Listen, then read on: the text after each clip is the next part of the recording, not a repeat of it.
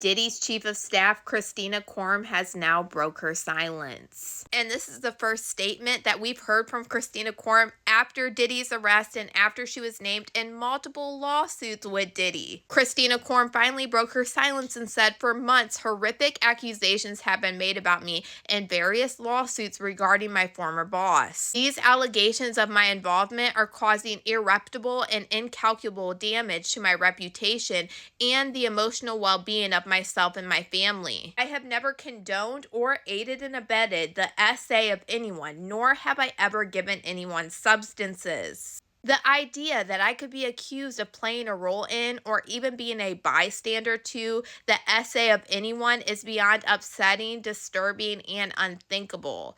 That is not who I am. My heart goes out to all victims of SA. I am confident that the allegations against me will be proven untrue." Remind you, one of the people that Kristina Khorram got sued by is Diddy's ex-assistant, Philip Pines, who testified to the grand jury, who we saw on the fall of Diddy. Y'all remember seeing Philip Pines on the fall for Diddy, where he showed us so many receipts. He literally played multiple voice memos from Diddy talking about these freak-offs. And he also showed multiple texts from Kristina Khorram asking for all of these things to set up these freak-offs. FYI, think P. Diddy is doing a Wild King night at the hotel, and this is exactly what Philip Pines called these freak-offs during his time working for Diddy in this lawsuit. Hey, P. Diddy needs a drop-up of the following, please: 4 young coconuts, 7 bottles of baby oil, and 7 bottles of Astroglide. And Philip Pines even included photos of what he would have to set up in these rooms. Also, the multiple substances that he would have to bring Diddy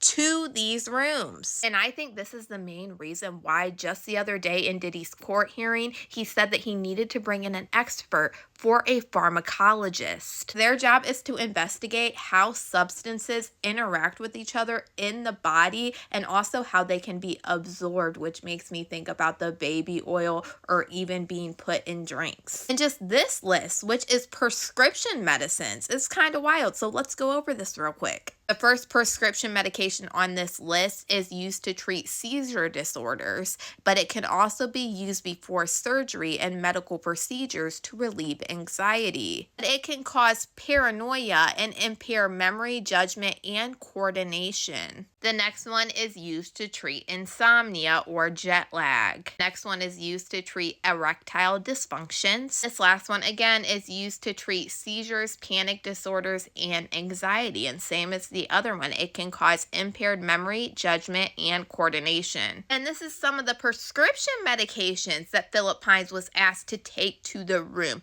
not even getting into the illegal substances that he actually took pictures of. That I can't show you. Not only would he show texts where he had to bring certain stuff to these freak-offs, he also showed texts where he would have to go and clean them up, which he detailed in his lawsuit and the fall of Diddy, and said that it was disgusting, and a lot of the times this would happen for days on end before he would even have to go clean it up. And just listen to how the feds talk about Diddy's co-conspirators. Members and associates of the Combs enterprise include high-ranking supervisors, Kristina Khorram, security staff, household staff, personal assistants, and other Combs business employees.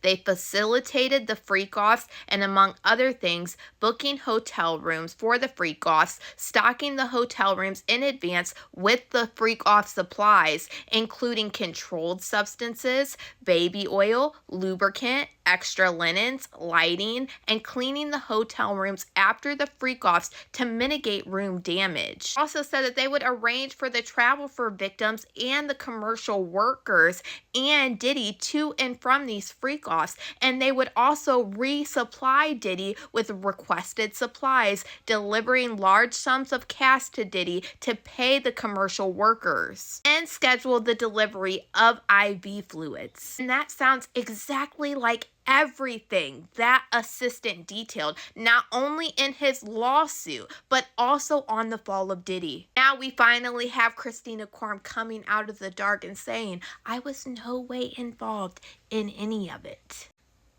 So now with Kristina Khorram finally coming out after months and months and months, I am really starting to wonder if she flipped on Diddy and ended up testifying against him, and she's going to be against him in this criminal trial. That way to basically save herself from any prosecution. As I mean, we saw you requesting that all with our own eyes on the fall of Diddy. In my opinion, I find it kind of crazy now that all of a sudden you're coming out of the darkness after you deleted your LinkedIn for working with Diddy and everything, and we haven't heard a peep from you since Diddy's been arrested. You literally went ghost. But now when there's only a month left until trial, you're coming out with a public statement?